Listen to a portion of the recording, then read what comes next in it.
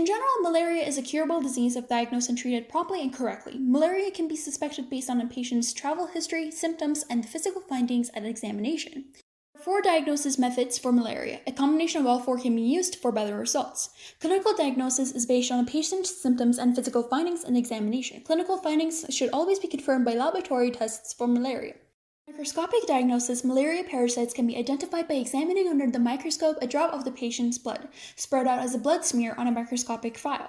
Prior to examination, the specimen is stained to give the parasites a distinctive appearance. This technique remains the standard for laboratory confirmation of malaria. Antigen detection includes various test kits that are available to detect antigens derived from malaria parasites. Such immunologic tests most often use a dipstick format and provide results in 2 to 15 minutes.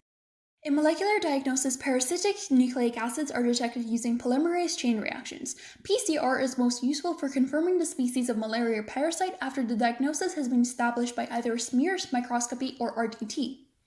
Treatment of malaria depend on different factors, such as the type of malaria parasite and the severity of the disease. The disease should be treated early in its course before it becomes serious and life-threatening.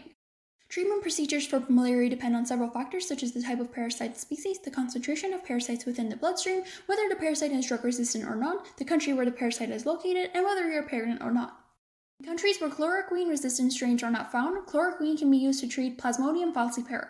In countries where chloroquine-resistant strains are found, the three different types of treatment methods that can be used are a combination of atopiquine and proguanil, oral quinine sulfate and tetracycline or doxycycline, or 3-mefloquine.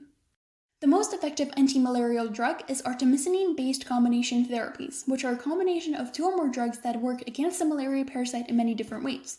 This is usually the best treatment for chloroquine-resistant malaria species and is the most effective against multi-resistant malaria strains. The general approach to malaria begins with diagnosis that has been established by laboratory testing. Once the diagnosis of malaria has been made, appropriate antimalarial treatment must be initiated immediately.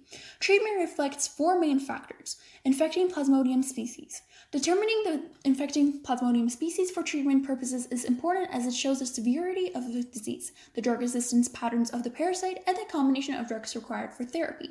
The second step is clinical status of the patient. Patients diagnosed with uncomplicated malaria can be effectively treated with oral antimalarials. Patients with severe malaria should be treated aggressively with intravenous antimalarial therapy. The third step is expected drug susceptibility of the infecting parasite.